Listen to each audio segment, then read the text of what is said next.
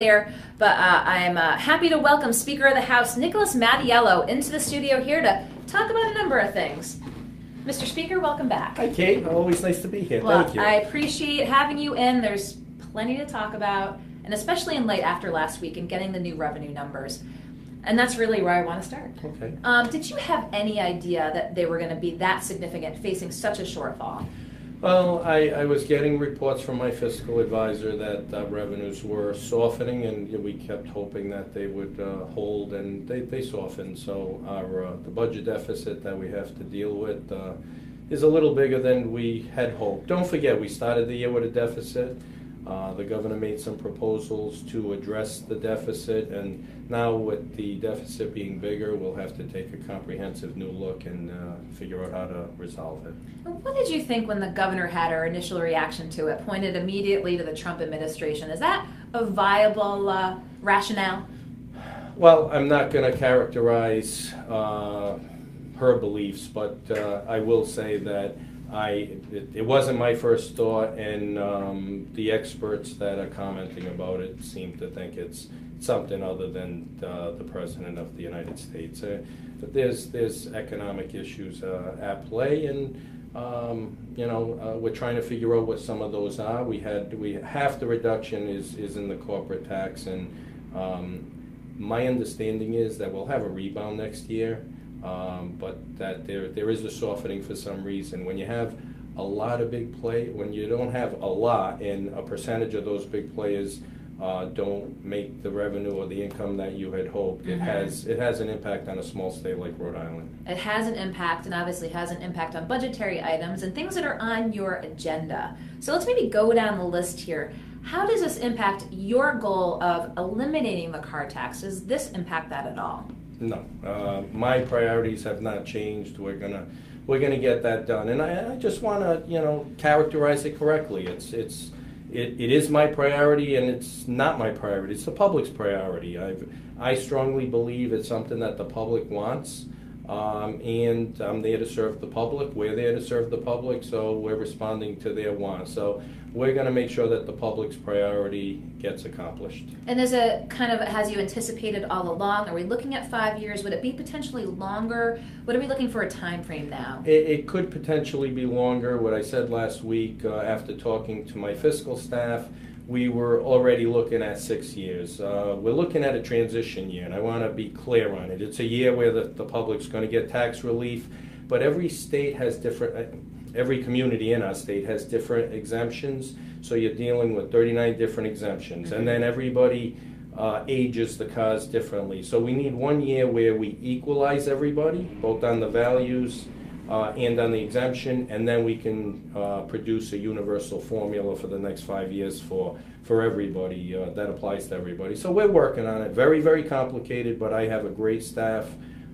that's working on it, and we're drafting the bill as we speak. Okay, very good. And speaking of taking time on things, one of the big ticket issues this year, legalization of marijuana. There were hearings up at the Assembly.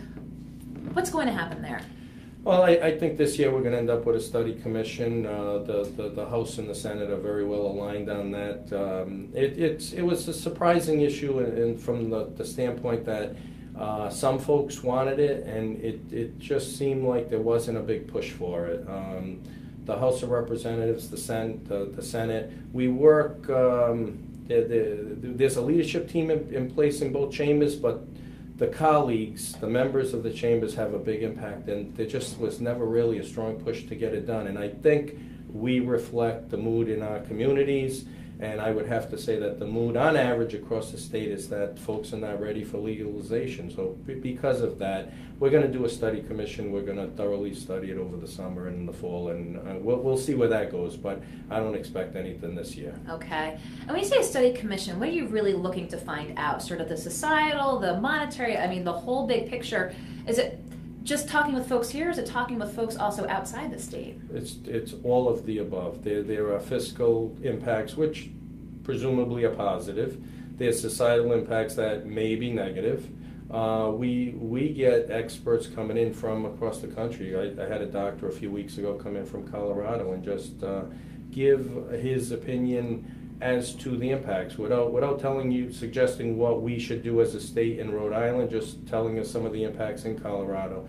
And that's very, very impactful, and it's something we have to consider. So I think we need more information, and we have to look at what all of the impacts, positive and negative, are in the communities that have legalized it, and see if it's something that serves our community appropriately. And obviously look to Massachusetts. It's going to be online in 18. And 18 is an election year. It is going to be a little loaded, but can you just not say now here in 17 what an 18 will look like? No, it's too early. When we do study commissions, we look for the outcome of that. Some people think that they don't produce anything.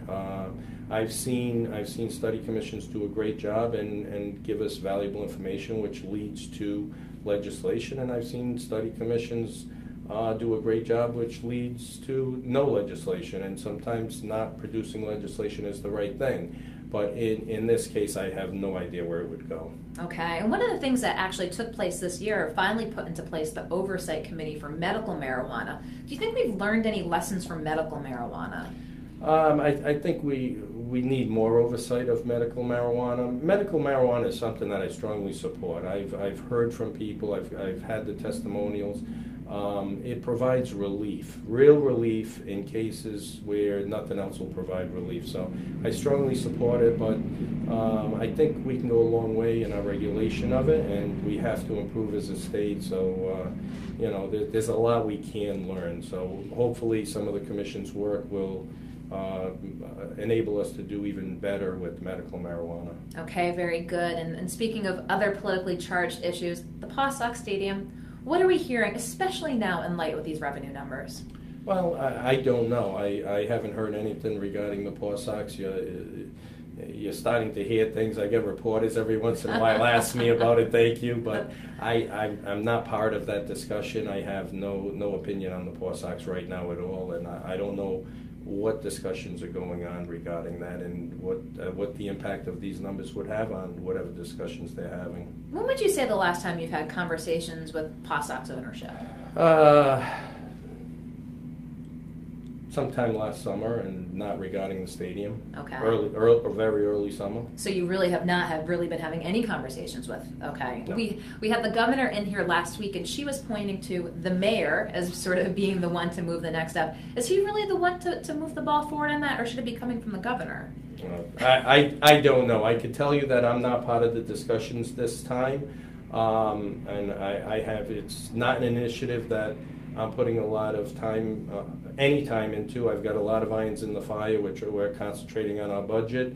I've got, as you've said, significant pieces of legislation that I've got colleagues that are interested in, and my time is all accounted for right now. So whatever someone else is doing with the Paw Sox is their business, and if they want to report back to me at some point, that's fine. It's not my issue right now. So I don't know if it has any positive momentum or not. I don't know who's working on it or not, and I don't know who should be working on it right now. What I can tell you is I'm not. Okay, and we're here in the middle of May. I mean, isn't it late sort of in the session to have something of this nature or this magnitude come before the Assembly? It is a little late. To start talking about it mid-May, it is a little late, so I don't know what those discussions are or where it will lead, but I agree with that. And other areas, potential impact with the revenue numbers, free college tuition. Yes. Or is this looking more and more difficult by the day? Well, I think we have a lot of unachieved savings in the budget that not a lot of folks are talking about, but we have to manage what we have better, and we have to, I think, concentrate on doing a good job with the programs that are in place before we begin any new programs. And it's a very difficult time to consider new spending initiatives. So I would say that all things are on the table. We're going to look at the budget very comprehensively, but new spending initiatives are going to have a hard time getting off the starting line. It's just a difficult year for that. And we should make sure we do what we're doing better and more appropriately for the taxpayers before we start any new ones. Okay, and let's another issue big among the progressives, the earned sick time. Yes. What's your thoughts on that? Well, I've been speaking about that very frankly.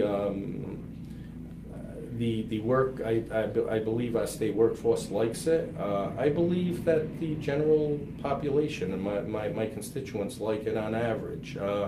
Businesses have some concerns with it, so what I'm trying to do is put both sides into a room and try to work something out that satisfies everybody's interests. We'll see if we can accomplish that. So I've kind of hit on the big hot button topics here. What else is on your plate that you want folks to know about before the session's over?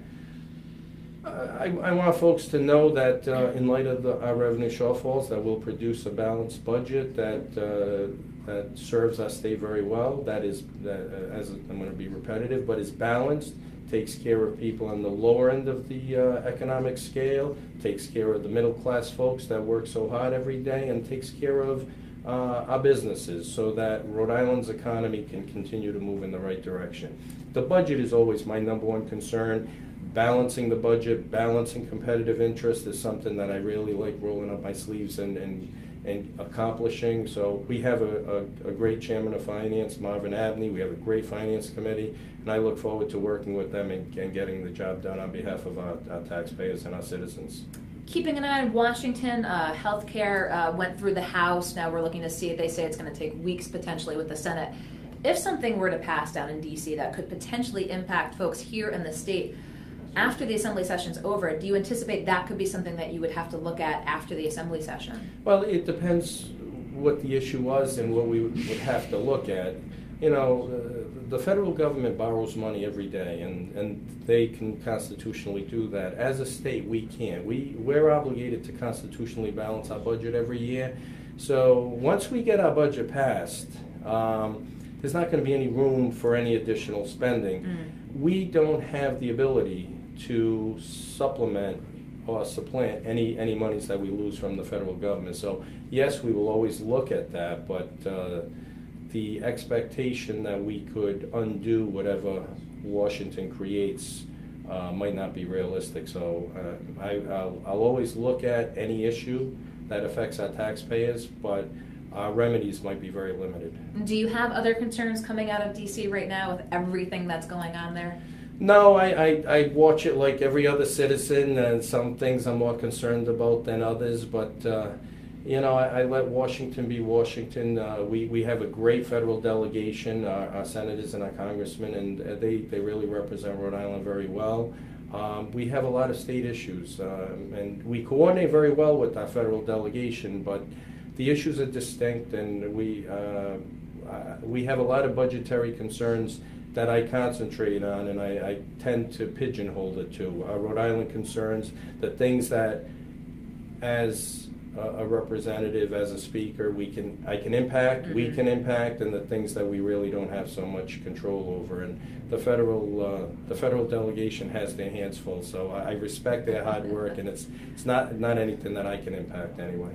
And as we're here in Providence, and the conversations continue about the fiscal health of the city of Providence, yes, you're the Speaker of the whole House, but do you have concerns about the fiscal health specifically of the state's capital city? I always have concerns regarding all of our cities and towns, and Providence has significant unfunded pension liabilities, and they're working on addressing those, and the state will be there to work with them, but like all communities, they have to get their fiscal house in order and address their concerns. Now, I want to be very clear and say that the current administration has not created the legacy cost that's causing them the fiscal concerns that we have today. But it's as a city, they're going to have to roll up their sleeves and figure out how to address that. And to answer your question very directly, yes, but I have concerns for every one of our cities and towns because we're a small state and we all depend upon each other one way or another. Well, that was one of the discussions we had recently. The proposal for a regional water board was something that you were not on board with, so to speak, because of the impact it could have had for the rest of the state. Well, you're asking the ratepayers across the state that have paid for the system to bear a rate increase, and then all of the money goes to the city's pension fund. I think that's unfair to the ratepayers across the state, and I'm not even sure that that proposal is entirely constitutional. So, I understand the intent, and I understand the desire to resolve a very big problem in Providence in one shot, but I'm not convinced. In fact, I strongly believe that the ratepayers across the state would not support that. Would not have been supportive of that. Absolutely not. That's pretty clear to me. Well, we had spoken with you about that, and as we're standing here today, what's your anticipation for time frame? When do you think the assembly will be out? I'm hoping to be out by mid-June, the third week in June, the latest. So we'll see. I have not spoken to my fiscal staff. What we'll do right now, tomorrow probably, we'll look at the revenue numbers now that we have them, and we'll start working backwards and figuring out what day we can get out to get all of our work done between now and then. So we'll start working on a schedule tomorrow. Okay, and then again, those big ticket items with, again, this revenue shortfall, where are the other areas in the budget that you're going to have to look at closer now that we know these numbers? I don't have specific areas, quite frankly, because we're looking at the entire budget. I talked to my chairman today, I talked to my fiscal advisor. We're looking at the entire budget comprehensively. The governor suggested some areas and ways in which to address the original budget shortfall. Now that it's bigger than that, we're looking at it very comprehensively. So we may adopt some of the governor's suggestions, and we may go in another direction because the problem is now bigger than it originally was. But it'll be a good budget. Our solution will be very comprehensive, and it'll be very balanced and serve all of our constituents appropriately. Well, I appreciate you taking the time to come in here today and walk us through everything as we're looking at the end of the session looming. And if we have any other questions, hopefully we'll get you back in here. Anytime. It's been my pleasure, Okay. Kate. Thank you Speaker very Mattiello, much. thanks for coming in. Have a great day. Okay, thanks, you too. Speaker of the House, Nicholas Mattiello, in studio today to talk about the impact of the revenue shortfall, the numbers that we learned of just last week, nearly $100 million from the May Revenue Estimating Conference, talking about the potential impact on some big ticket issues. One of the things that the speaker did mention today, marijuana legalization looks like it's going to go to a study commission.